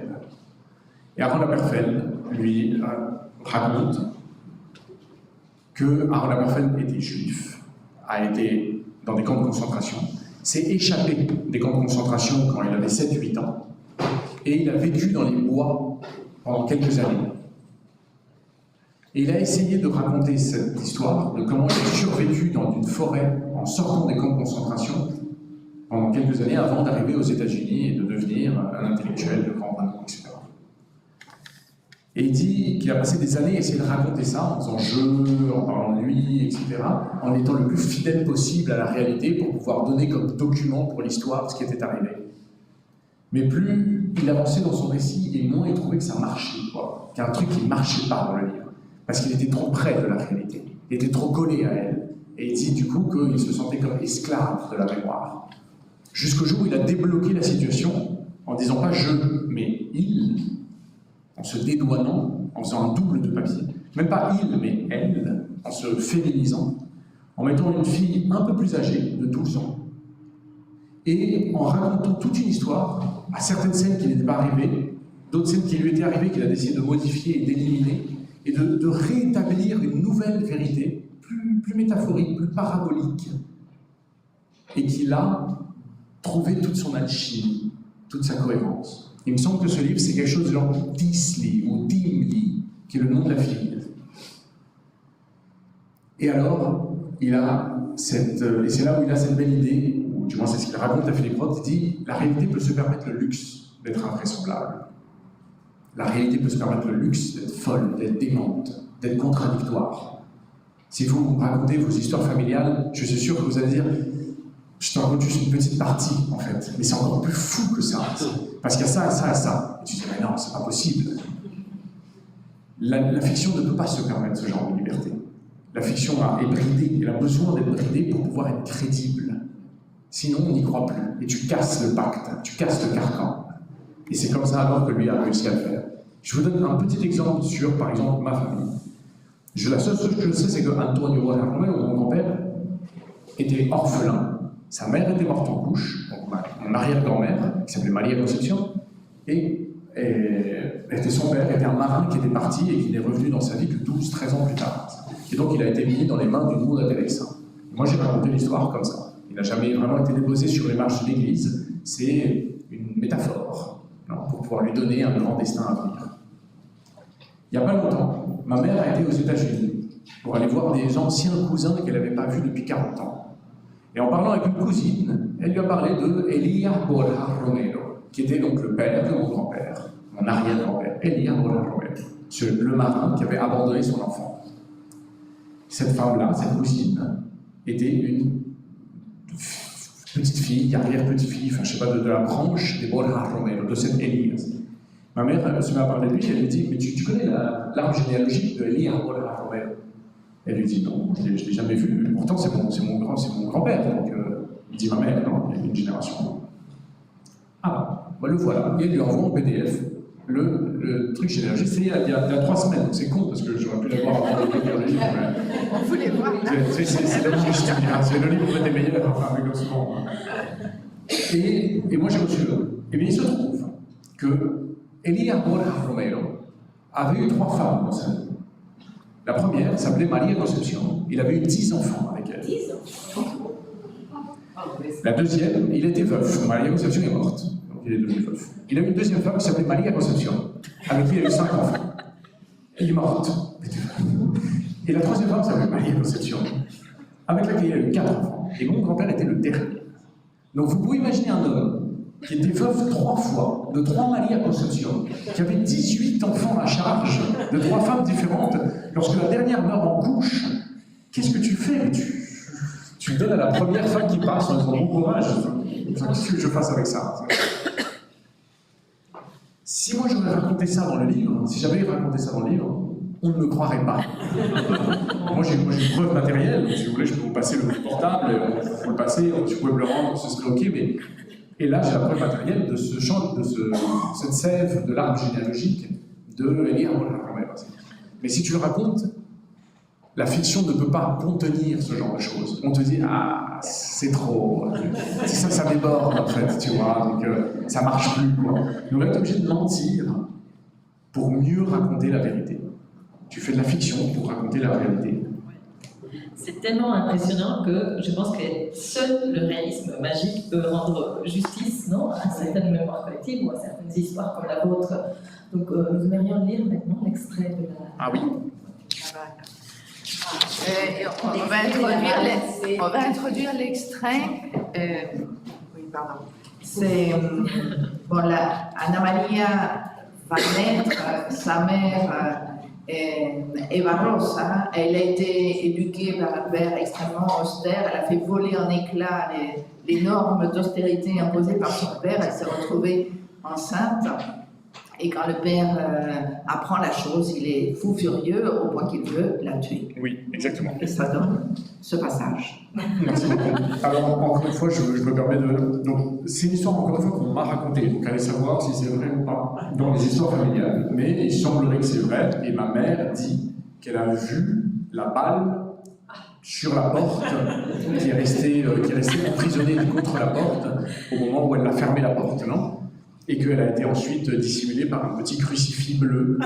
Tu bougeais le crucifix, tu voyais la balle, tu le remettais, tu voyais la balle. Et allez savoir si c'est vrai ou pas. Attends ici, lui dit son père, je vais te tuer. Il entra dans sa boutique, décrocha le fusil du XVIe siècle que Pedro Maldonado avait autrefois utilisé pour chasser les jaguars pendant la fondation de Maracaibo et le dirigea vers sa fille. Eva Rosa, horrifiée, eut le réflexe de fermer la première porte qu'elle trouva à portée de main pour se protéger. La balle, qui dormait dans le canon depuis 4 siècles, traversa la rue avec tout l'héritage des églises et des temples bâtis au milieu des jungles, survola la chaussée et les chiens errants, se fraya un passage entre les chevaux et les vendeurs de gourmandines, alla plus loin encore, franchit les champs et les herbes de la Guajira, continua par la nuit blanche qu'habitent les crapauds géants et les scarabées métalliques, pénétra les forêts bondées de devins qui lisent dans le bal des chauves-souris, descendit dans les canyons escarpés où les trafiquants de perles plongent pour arracher les larves des coraux, atteignit les profondeurs des boyaux de Catapumbo, au cœur des nids de sirènes, dépassa les rivages de Beria, qui polissent, vague après vague, le ventre des canoës, et remonta jusqu'aux sources du Magdalena, où autrefois 1200 soldats avaient traversé les aurores peuplées d'oiseaux aux noms inconnus, ouvrant des sentiers à coups de machettes et de prières chrétiennes, portant de lourdes croix en or au fond de leur cuirasse, persuadés de conquérir enfin ce que les alchimistes de Navarre avaient appelé le nouveau jardin de Dieu, et cette balle, qui faisait le tour du temps, en parcourant les ravins de la mémoire et les dernières plantations de l'amour, revint à Maracaibo, dans la petite rue de Saint-José, et arrêta sa course contre le bois de la porte de la famille Rodriguez, à 1 mètre du ventre d'Eva Rosa, où dormait, là, avant de l'être, Ana Maria Rodriguez, celle que le pays appellerait demain la Doctora. Voilà. Merci. Ça me touche l'enfant. C'est fantastique. Muchísimas gracias. Et c'est là où on se rend compte que, encore une fois, on parlait de littérature épiphyte tout à l'heure, non, on dit en épiphyte que des plantes poussent sur des plantes, non, des fleurs poussent sur des fleurs. On dit que les orchidées sont épiphytes, non, qu'une orchidée peut naître sur une orchidée qui peut naître sur une orchidée. On pourrait dire que la littérature est épiphyte, non, c'est-à-dire que les livres poussent sur des livres, des livres naissent sur des livres, et ils prennent matière, ils plantent leurs racines dans une matière qui préexiste déjà. C'est ce petit passage que, pour le coup, il est très bien choisi, parce que je trouve que moi aussi, je l'avais travaillé beaucoup, c'est un passage qui m'est venu grâce, et c'est là où je trouve que c'est important de savoir rendre à César ce qui est à César, grâce à une lecture d'un livre qui s'appelle Borgo Vecchio, de Giosuè Calasciuga. Et j'étais dans un festival littéraire à Voiron, près de Grenoble, là où il y a la Chartreuse, pour ceux qui connaissent. Et un écrivain que je ne connaissais pas, qui était invité aussi, s'approche de moi me dit bonjour, je m'appelle Gilles quelque chose, et il me dit tu ne me connais pas, c'est pas grave, mais moi je te connais, moi je t'ai lu. Mais surtout, tu as écrit un livre, mais tu ne le sais pas. Et je lui dis comment ça? Il me dit tu as écrit un livre, mais tu ne le sais pas. Et si tu n'as pas lu Borgo Vecchio de Josué Kalashur, sache que c'est toi qui l'as écrit. Je fais ah. Et puis il a disparu dans une fumée, tu sais, dans une sorte de comme ça. Oui, voilà, exactement. Et en effet, le lendemain, je suis allé acheter Borgo Vecchio de Josué Kalashur, c'est un écrivain italien. Et j'ai lu le livre en 2 jours. Et j'ai fini le livre avec ce mélange d'émerveillement et de jalousie. En me disant, waouh, comment j'aurais aimé avoir écrit ce livre. Il se trouve que il y a un moment dans le livre où il y a un petit garçon qui perd une balle de foot. Ils sont en train de jouer au foot. Et il perd un ballon de foot. Et le ballon commence à rouler dans la rue, etc. Et plus il avance dans le récit, et plus il commence à rouler aussi dans l'histoire de l'Italie, et dans l'histoire des guerres, et dans l'histoire des peuples, et dans l'histoire des talles. Et le ballon roule comme ça, et ça permet à Josué Kalashur de faire une page magnifique, très lyrique, dans laquelle il avance dans l'histoire des peuples. Et moi, en lisant ça, je me fais « Oh, c'est magnifique, mais quel salaud !» Tu sais, c'est la phrase de Cézanne, regardant les tableaux de Degas. Quel salaud, quel peintre! Non, mais... Je dis, ah, quel salaud, quel écrivain! J'aimerais beaucoup rencontrer Josué Kalashur et lui serrer la main pour cette page. Et j'étais en train d'écrire à ce moment-là, Le rêve des jaguars. Et bien sûr que l'idée de la balle devait être juste de bah, il tira, mais la balle s'arrêta sur la porte. Mais à ce moment-là, j'étais en train de lire Borgo Vecchio. Et j'ai dit, mais non, heureusement que les amis écrivains sont là pour te lever le niveau, tu vois. Et pour dire, toi, tu regardes ici, mais ici, c'est possible aussi, tu vois. Et tu dis, ah, voilà, merci, tu vois, de m'avoir montré que on peut lever les yeux, quoi. Et donc, je me suis inspiré de ça, qui est ce que j'ai beaucoup ressenti dernièrement en lisant Victor Hugo, que je suis dans un grand cycle hugolien, et enfin, c'est le patron, quoi. C'est le patron, c'est le maître, quoi. Enfin, c'est là où toi tu t'arrêtes, lui il continue. Là où toi tu dis, moi je me serais arrêté là dans la description, parce que je vois, ah oui voilà. Et là j'aurais passé à la scène, là il continue la description, et il va encore plus loin, et il va plus loin, et il va plus loin.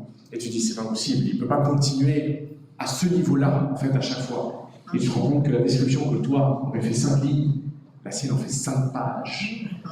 Et la supériorité écrasante, en fait, ce truc, tu te dis, mais ok, bon, le patron, quoi. C'est le patron. Il rentre dans la pièce, tous les écrivains se lèvent.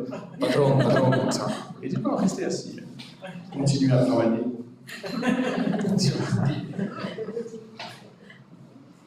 Un autre aspect qui nous a semblé très intéressant, c'est la temporalité dans Le rêve du jaguar. On le retrouve dans d'autres livres, mais bon, plus spécialement dans celui-ci. Donc, puisque le roman raconte l'histoire de vos grands-parents, il mêle bien sûr les histoires singulières des personnages et l'histoire du Venezuela. Alors, il y a une manière singulière au sens où il y a l'histoire, il y a la vie des personnages qui évoluent, mais en général, on n'a pas de date. En ce qui concerne les personnages, pour citer juste quelques exemples, à propos d'Antonio, qui est le personnage principal, le premier personnage principal, puisqu'après vient Ana Maria. Et on a par exemple un jour, alors qu'il avait 11 ans, à propos d'Ana Maria, le destin fabuleux de la doctora Ana Maria Rodriguez commença un 14 février. Et plus surprenante encore, et je dirais amusante, et la manière de parler de la temporalité de la mort d'un pingouin apparu sur une plage. Alors, il meurt le 28 août à 9h03. Un heure de train. On ne sait pas de quelle année il s'agit, mais bon, à 9h03, il est mort. Et quand il s'agit des faits historiques du pays, on a peu d'années aussi, non? On a le jour du Reventon, alors on est un peu partagé entre je vais chercher dans l'histoire du Venezuela ou non, je continue le récit. Le jour du Reventon, donc qui correspond à la découverte du premiers gisements de pétrole. On a par exemple aussi l'évocation de la levée de la statue de Bolivar un mardi de novembre. Et par contre, il y a de rares exceptions, comme le matin du 23 janvier 1958, où là se produisent deux événements fondamentaux et pour le pays et pour les personnages. Antonio Borja Romero est libéré de prison. Ana Maria, sa femme, accouche de la fille Venezuela. Et en même temps, c'est le jour où le dictateur Marcos Pérez Jiménez s'exile. Et on trouve les deux phrases d'ailleurs presque concomitantes. Le dictateur est tombé, viva Venezuela, et je crois que deux phrases plus loin, elle s'appellera Venezuela. Alors, comment et pourquoi vous gérez la temporalité de cette façon-là? Oui, un quilombo. Au fond, c'est un quilombo, quoi. C'est un grand quilombo.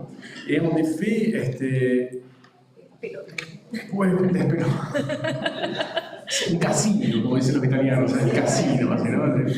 Un pedo, como es lo venezolano. Y efectivamente, por ejemplo, lo del pingüino.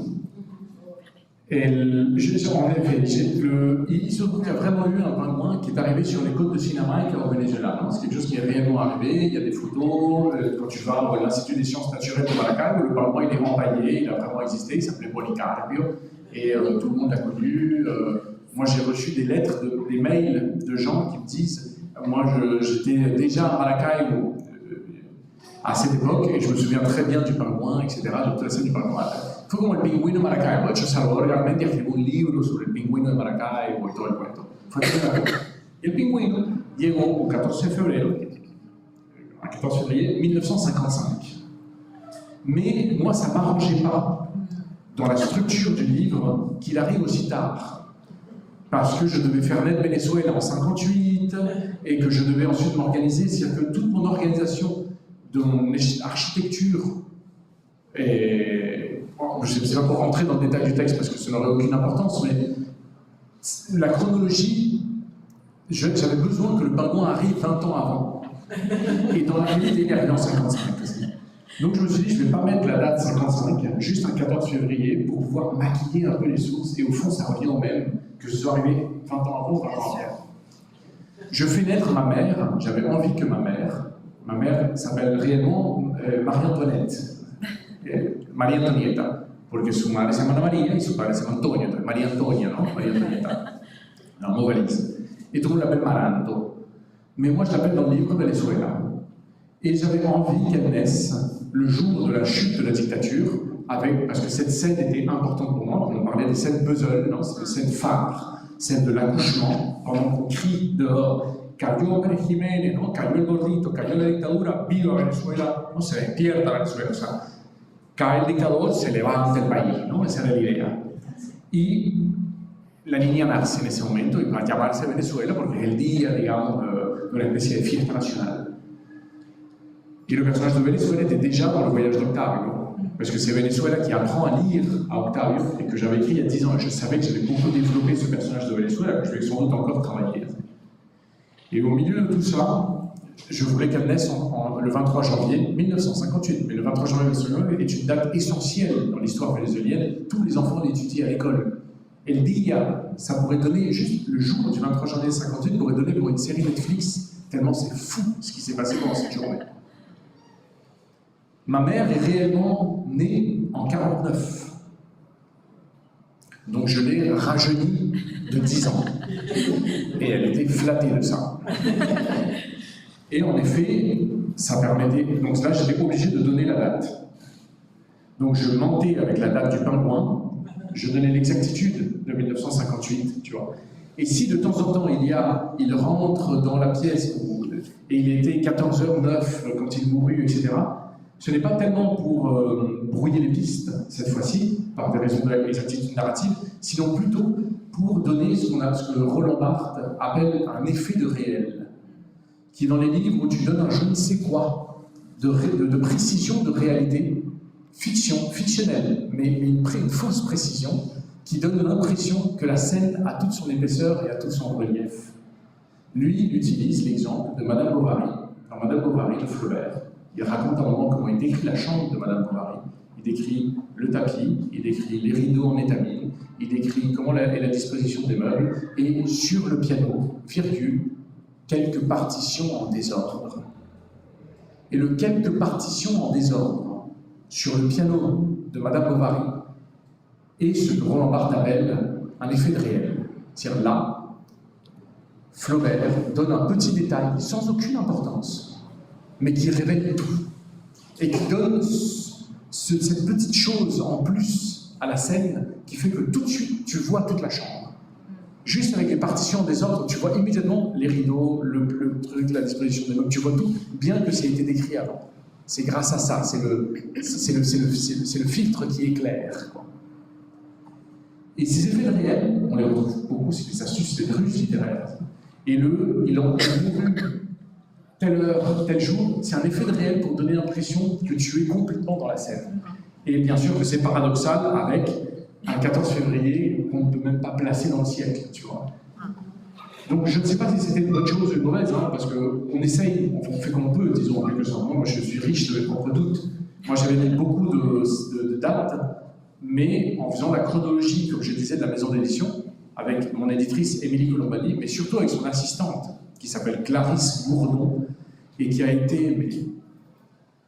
Elle y a mis un cœur, enfin elle a passé des mois à se prendre la tête de génération en génération, en faisant toutes les fiches, en marquant toutes les dates, et en m'envoyant des interminables mails, en disant « oui, il a attention avec ça, parce que là, les trucs, donc là, il ne peut pas avoir les cheveux blancs, parce qu'il a 14 ans, tu vois, donc là, il faudrait le faire comme ça. » J'avais un moment, donc pour Sucre Noir, elle avait beaucoup travaillé aussi, et j'avais un chien qui apparaissait, et puis les générations passaient, et le chien continuait d'être là. Et Clarisse Gourdon m'avait écrit « mais là, j'ai fait le compte des années du chien. En fait, à la fin du livre, il a 120 ans de faire le chien. » On me dit, en fait, il faudrait le tuer avant, tu vois, question sur le tue dans le chapitre 3, 4, enfin, tu vois, je trouve que c'est le bon moment pour le tuer. Et on avait intégré une petite scène où le chien meurt. Et on avait enlevé le chien ensuite, quoi. Et c'est cool, mais quand tu as tellement de personnages, au bout d'un moment, tu perds aussi, et ça ne cale pas dans les dates, dans les chronologies, et donc t'imagines pas le temps qu'on a mis on enlève là. Ah, mais juste un mardi de septembre. Tu vois, et donc on s'est retrouvé parfois à préciser sans préciser, tu vois. Et comme tu dis, et merci beaucoup, je trouve que c'est très juste ce que je dis, et donc on oscille entre aller regarder sur Internet pour voir la pression, et d'un autre côté, se laisser porter par ce fleuve comme ça, nébuleux. C'est exactement ça, voilà, absolument. On aimerait continuer pendant des heures. Non, bien sûr. Mais bien sûr. donc la question est comment envisagez-vous de continuer à tisser cette univers, cette votre œuvre? Oui. Alors, quels sont nos prochains projets? Tu veux dire, oui. Disons le directeur. C'est ça, oui, voilà. Mais là, pour être tout à fait honnête, tu vois, c'est enregistré. Oui. Mais Bon, qu'importe. Qu'importe. Et pour être tout à fait honnête, je suis fasciné par une idée qui est obsédante et entêtante dans ma tête en ce moment. Qui est issue d'un livre que j'ai lu, extraordinaire, qui s'appelle L'homme semence. Et ça raconte l'histoire de, pendant la Première Guerre mondiale, quelque part dans les Hautes-Alpes, où un village où tous les hommes étaient partis à la guerre, ou étaient morts, ou avaient déserté, et il ne restait que des femmes dans ce village. Et même après la guerre, et pendant des années, c'est au fin fond des montagnes, en fait, il n'y avait plus d'hommes, tout simplement. Et les femmes s'étaient organisées pour vivre pendant 10 ans, 15 ans, entre elles. Et brusquement, un jour, apparaît au loin, à l'horizon, une silhouette. Il s'approche de la silhouette, toutes les femmes lèvent les yeux comme ça, c'est un homme. Et elle décide alors de le prendre, de l'enfermer dans une chambre, et de l'utiliser comme homme semence pour pouvoir repeupler le village. C'est quand même fou, non, comme histoire. Il semblerait que c'est arrivé. Et une fois que les femmes qui étaient en état de concevoir étaient enceintes, elles ont jugé qu'un homme, un seul homme, dans un vivier de femmes comme ça, serait un problème. Et donc elle décide de l'abandonner une nuit au milieu de la montagne. Elle l'utilise comme juste de la semence pour la survie de l'humanité. Et le livre s'arrête là. C'est un livre de 60 pages, c'est une sorte de récit comme ça. Hyper beau. Vraiment, j'aurais adoré pouvoir signer ce livre. Mais en le lisant, je me suis dit, cher ami, ça c'est juste un premier bon chapitre. Mais moi je vois 400 pages derrière, tu vois, avec les enfants de cet homme semence, tu vois. Et donc je me pose beaucoup la question là-dessus, tu vois. J'aimerais beaucoup pouvoir réécrire ce premier chapitre à ma façon. Et j'imagine que 73 femmes tombent enceintes de cet homme. Et 73 enfants, peut-être plus parce qu'il y a des jumeaux, naissent le même jour. Et commence alors un nouveau peuple qui va être à la fois magnifique et cruel. Et voilà, je ne cesse de penser à ça. Ça fait très longtemps en fait que ce truc m'obsède. Je ne sais pas, allez savoir, tu vois. Mais ce qui me fait peur, c'est cette première scène. Et je sais que, surtout après les prix, mon prochain livre va être regardé à la loupe, tu vois. Et une première scène comme ça, c'est un peu fort. Une espèce de viol collectif de femmes, tu vois, sur un même homme qu'on trouve dans les bois. Et j'ai peur qu'ensuite, tu vois, on me dise, mais alors, qu'est-ce que c'est que cette scène? Est-ce que c'est un fantasme? J'ai un peu peur de la scène, je me dis, c'est hyper beau, symboliquement.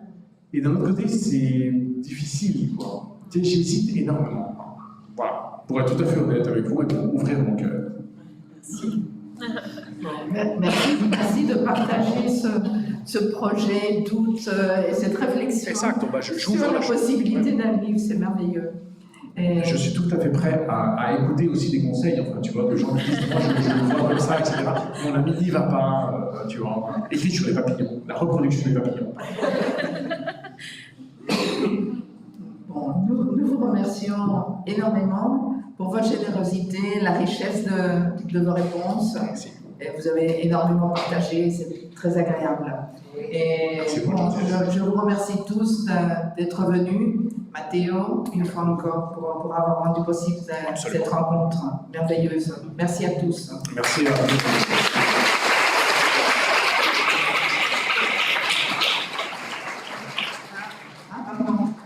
On me fait signe. Il y a un peu de...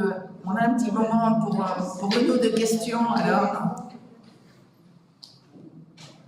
Il n'y a pas de questions. Sinon, on en avait 20 autres. Mais... Merci beaucoup. Merci. Et vous avez commencé à dire les commentaires quand vous parlez qu'on ne sait jamais à qui on touche, on en écrit, et vous avez commencé à dire c'est comme l'amour, et après, maintenant, je veux savoir. Alors, il faudrait retrouver le fil du truc, mais je crois que c'était quelque chose du genre, lorsque tu as un rendez-vous galant avec quelqu'un, tu vas t'arranger, en effet, tu vas faire gaffe, par exemple, à tes cheveux, comme ça, non, ou à comment tu t'es habillé, quelle est la chemise que tu as mis pour lui plaire. Mais tu oublies trop souvent que la personne va remarquer quelque chose en toi, et son désir va se fixer sur quelque chose que toi tu ne soupçonnais même pas. Et le désir va se fixer sur une cicatrice, sur une asymétrie du visage, sur quelque chose d'étrange. Parce que comme dit Baudelaire, le beau est toujours étrange, le beau est toujours bizarre, tu vois. Et c'est là-dessus, en effet, que va se fixer son désir. Et toi, tu vas être convaincu que la personne est en train de regarder tes cheveux, parce que tu as mis 2 heures, tu vois, à travailler tes cheveux. Et je sais de quoi je parle, parce que j'ai un problème de cheveux. Donc je sais de quoi je parle. Et lorsque, bien plus tard, une fois était la confiance trouvée, tu dis à la personne, c'est les cheveux, pareil, hein, va dire, ah, je n'avais même pas remarqué. Au contraire, j'avais vu cette petite cicatrice que tu as au niveau du sourcil, où j'avais vu ce tourlet au niveau de la lèvre. Je dis, quel tourlet? Bah, ce jeu, c'est qu'il y a un truc en fait. Et j'ai passé 2 heures à ne regarder que ça, tu vois. Et tu dis, ah. Et voilà, donc je faisais une analogie, si tu veux, avec les livres, quoi. Quand tu lis un livre, tu ne sais pas sur quoi se fixent les gens. Si moi je parlais avec Joshua Talachula de Borgo Vecchio et que je lui disais cette scène du ballon de foot, etc., il me dirait mais quelle scène? Je dis, mais je t'assure, cette scène-là, il dit ah oui, c'est vrai, ça t'a plu, c'est drôle. Mais et la scène où le père dit nanana et il fait son discours et tu dis bah, je me souviens même pas, tu vois. Enfin, par contre, cette scène du ballon. Et donc c'est là où je trouve hyper beau, et heureusement que c'est comme ça, qu'il y a un éventail très large dans la multiplicité des lectures et qu'on ne sait jamais qui on touche, tu vois. On ne sait jamais comment on touche les gens. Voilà, c'était plus ou moins ça l'idée. Moi, j'ai mis une question que les étudiants m'ont posée, mais vous avez répondu tout au long de votre chat. Ils voulaient bien savoir l'histoire de votre mère et votre père. Alors, vous avez répondu. Les couples, comment étaient les couples de vos parents? Quels souvenirs vous avez de ce couple-là? Alors, c'est une très bonne question, très, très juste, car figurez-vous que Antonio et Anna Maria, ce couple, moi, dans le livre, je fais en sorte qu'ils aient une histoire d'amour qui dure pendant 100 ans et qui ne peut que finir dans la mort. Et ils meurent ensemble. Mais dans la réalité, ils se sont divorcés quand ils avaient 50 ans. Antonio a eu 2 autres femmes. Ah bon? Avec 12 enfants. Quelle déception! La réalité est horrible. La réalité passe toujours, il n'y a rien à faire en fait, tu vois. C'est bien, c'est bon. C'est curieux. Mais ça, c'est les Ils aiment les cancans, absolument. Et figurez-vous que moi j'ai décidé de ne pas écrire cette histoire, encore une fois, parce que je considère que la fiction peut être plus réelle que le réel s'il arrive à la fin. Et lorsque ma mère a fini le livre, elle a fini et très émue, parce qu'elle a dit tu as écrit l'histoire que j'aurais voulu vivre, petite fille.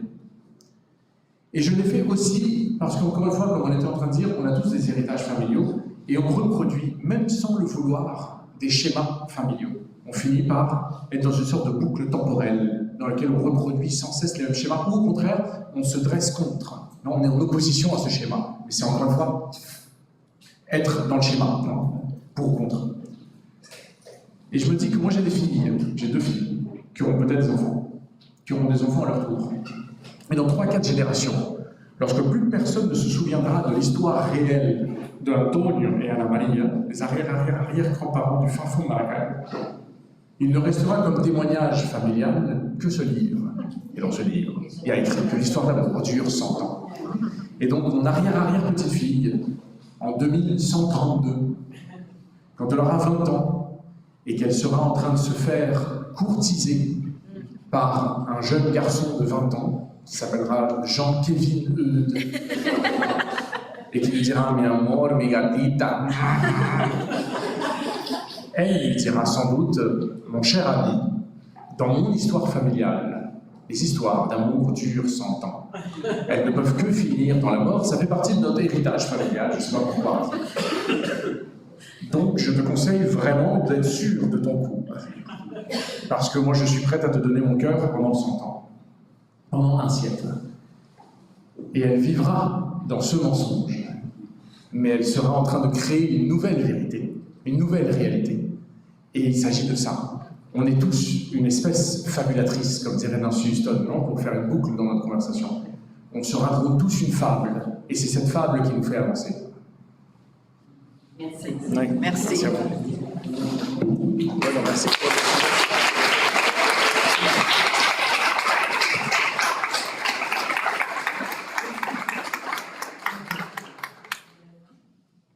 Voilà.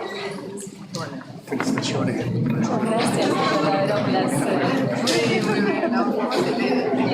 Un dialogue très riche, formidable. Et c'est tout à fait vrai parce qu'au début, on a la sensation que vous parlez d'autre chose, mais vous parlez vraiment de votre chose. Ouais, les étudiants.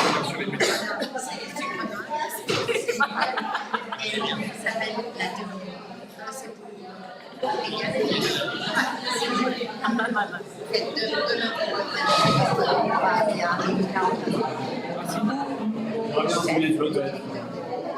faire l'appréciation. Alors, je serai là avec moi. J'ai adoré, j'ai passé l'été à lire tout le C'est vrai. Hicimos bien el primer para ir a teatro, para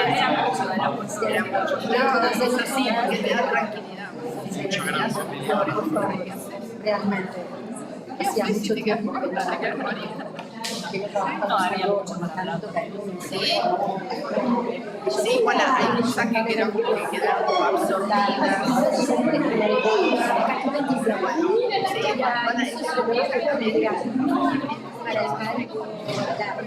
El engagement, ça c'est pas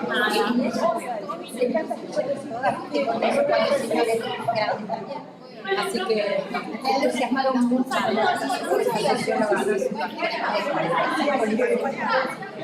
Realmente son muy muchísimas gracias.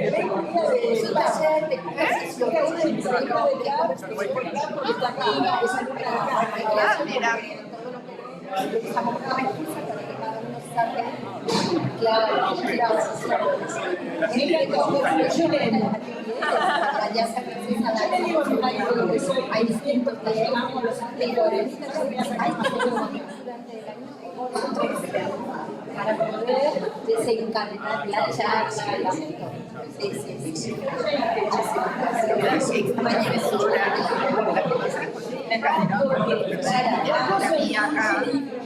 Después, yo he sido en otros países en otra es una capa así, que ella me puede así. Puede contestar. Doble validación. Sí, porque claro, porque Donc vous êtes parlé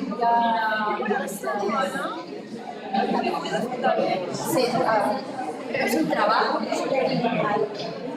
a un psicólogo. Le dije, por favor, que quiero investigar una vez y en la clase encontramos a nuestra persona, la senadora de Él quedó fascinado y trajo la fuerza de la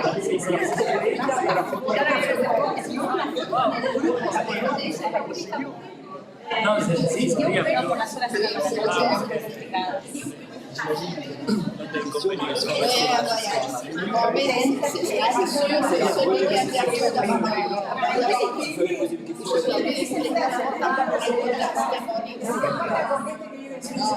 había agregado al final, por si la gente no hacía, y yo decía preguntas, se puede hacer un montón de... Una escena terrible es cuando le mete miedo a la hija que no toca. Esa escena increíble. Esa escena me pasó. Como pega,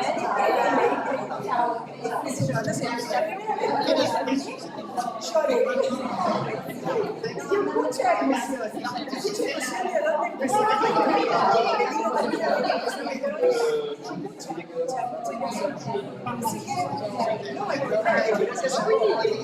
Por haber conversado con él,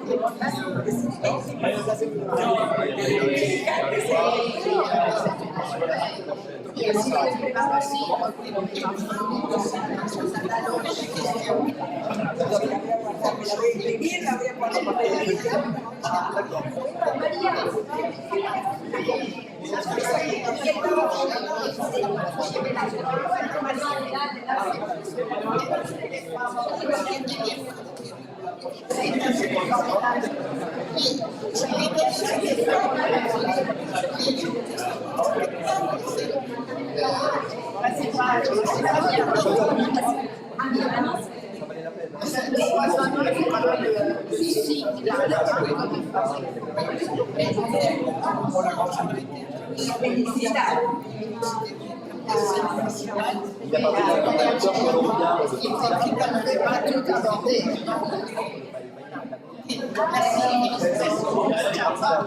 Gracias, María.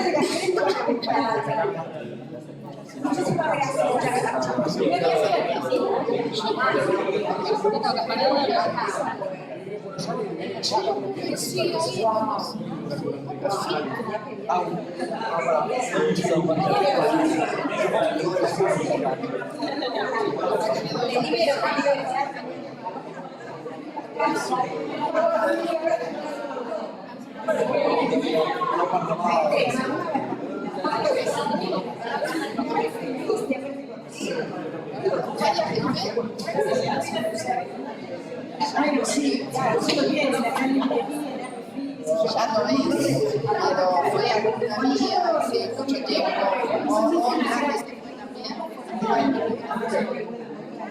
Gracias. Sí, la alta de Canadá,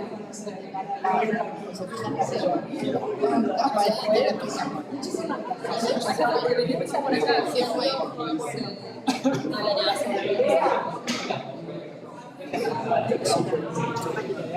Sí, déjala.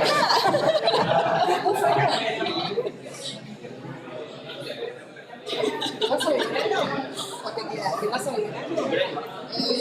No, yo me voy a la tarde me voy a Venezuela. Ah, bueno. Vamos a hablar en el fútbol, se organizamos para ver. menos la casa y Jungle, que son dos que no leí, leí Voyage también.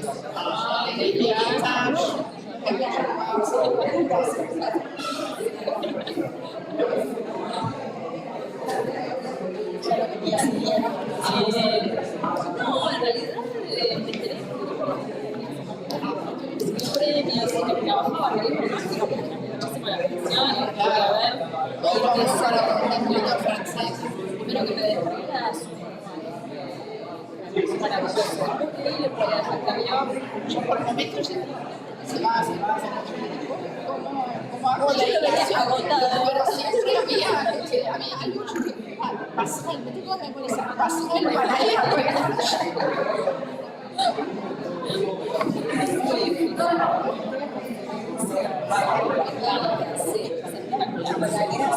Sí, es un orador.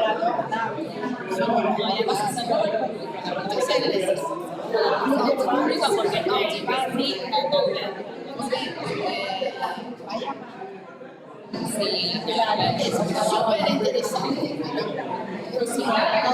La conocemos en el café, se súper interesante. Siempre llama la atención cómo distribuye la mirada, o sea, Es una nota de escribir, pero disfruta de la oralidad. sí. No, el cambio, mira. On vous récupère une seconde. Una palabrita. Et celui-ci, ça va être mon essai, on va les laisser à la bibliothèque.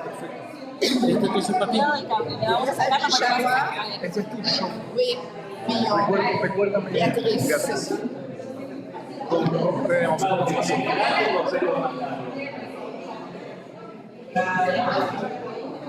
Podemos parar de grabar.